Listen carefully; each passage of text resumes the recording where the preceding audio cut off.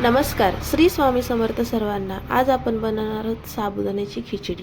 खमंग अशी साबुदाण्याची खिचडी. आणि ही खिचडी कधी चिटकत नाही, काही नाही, मस्त अशी खुलखुली होते.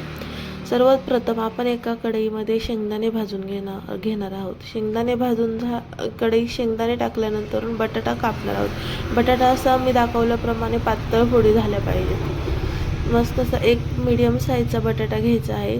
मध्यम असे पातळ काप चिरून घ्यायचे आहे, जेणेकरून ते तेलात पटकन विरघळतील, मेल्ट होतील किंवा चांगले असे शॅलो फ्राय होतील. असे जास्त जाड बटाटा घ्यायचा नाही आहे. अशा रीतीने शेंगदाणे भाजून घ्यायचे. शेंगदाणे पण मोठ्या गॅसवर जास्त करून नाही भाजायचं, पहिला मीडियम गॅसवर भाजायचे आणि नंतरून असे क्रिस्पी होतील असे भाजून घ्यायचे. करपून घ्यायचे नाहीत शेंगदाणे, नाहीतर आपली खिचडीला थोडासा कडसरपणा असा येतो. यानंतर शेंगदाणे एका प्लेटमध्ये काढून घ्यायचे भाजल्यानंतरून आणि ते मिक्सरला बारीक करून घ्यायचे. ही खिचडी तुम्हाला चिटकणार नाही, एकदम मोकळी होणार आहे खिचडी. तुम्ही एकदा नक्की ट्राय करून घ्या. बटाटा शिजवण्याऐवजी असे पातळ काप करून जर तेलात फ्राय करून घेतला तर खिचडी खूप छान होते. अशा रीतीने शेंगदाणे भाजलेले आहेत. आता मी प्लेटमध्ये काढून घेते शेंगदाणे.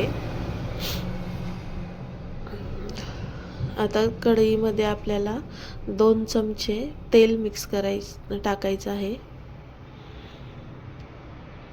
2 चमचे टाकायचं, जास्त तेल टाकायचं नाही, नाहीतर खिचडी तेलसर दिसते. आपल्याला जास्त तेलाचा उपयोग नाही करायचा, कमीत कमी तेलात खिचडी बनवायची. यानंतर यामध्ये बटाटा टाकायचा आहे. माझ्याकडे मीडियम साईजचा नव्हता, त्यामुळे मोठ्या साईजचा बटाटा घेतलेला, त्याच्यातला थोडासा ठेवलेला आहे. चवीनुसार थोडंसं मीठ टाकायचं, जास्त नाही टाकायचं, नाही तर बटाटा खारट लागतो. अशा रीतीने बटाटा हलवून घ्यायचा आहे. याच्यावरती झाकण ठेवायचे. आता पॅकबंद झाकण ठेवायचे. वाफेवरतीच आपल्याला बटाटा शिजवून घ्यायचा आहे हा. अशा रीतीने एकदा दोनदा मधून हलवायचं आहे, जेणेकरून तो बटाटा चिटकणार नाही कढईला खाली. यामध्ये आता 3 मिरच्या घेतलेल्या आहेत मी. तुम्हाला जर अजून तिखट पाहिजे असेल खिचडी तर तुम्ही अजून मिरच्या टाकू शकता त्यामध्ये. परत एकदा झाकण ठेवायचं आहे आपल्याला.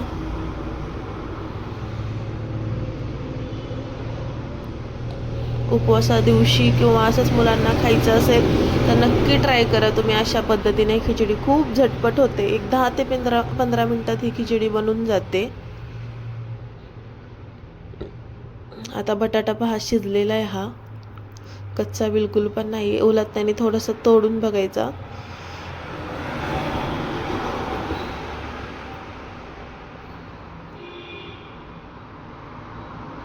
आता यामध्ये मी साबुदाणा आणि शेंगदाण्याचं कूट मिक्स करून टाकत आहे. शेंगदाण्याचं कूट थोडंसं मोठंच ठेवायचं, जास्त बारीक नाही करायचं. मोठं असेल तर ते खाताना दाताखाली आल्यावरती खूप छान लागतात. अशा रीतीने हलवून घ्यायचं आहे पूर्ण मीडियम गॅसवरती, जास्त गॅस मोठा नाही करायचो.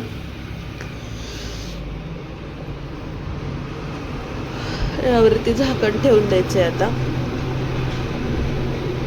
परत एकदा झाकण 5 मिनिटांनी झाकण काढून मीडियम गॅसवरतीच ठेवायचं आहे. झाकण काढून परत एकदा 5 मिनिटांनी हलवून घ्यायचं आहे चांगलं. जर नसेल शिजली तर अजून 5 मिनिटं झाकण ठेवायचं. बघा आता खिचडी थोडीशी शिजलेली आहे, मस्त अशी मोकळी झालेली आहे. चिकट अजिबात झालेली नाही आहे खिचडी. खूप छान लागते. तुम्ही नक्की ट्राय करा ही खिचडी. बघा आपली खिचडी किती सुंदर दिसते. आता एकदम मोकळी.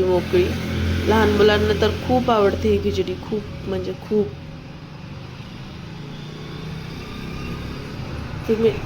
तुम्हाला व्हिडिओ आवडला असेल तर लाईक करा, चॅनेलला सबस्क्राईब करा आणि शेअर करा.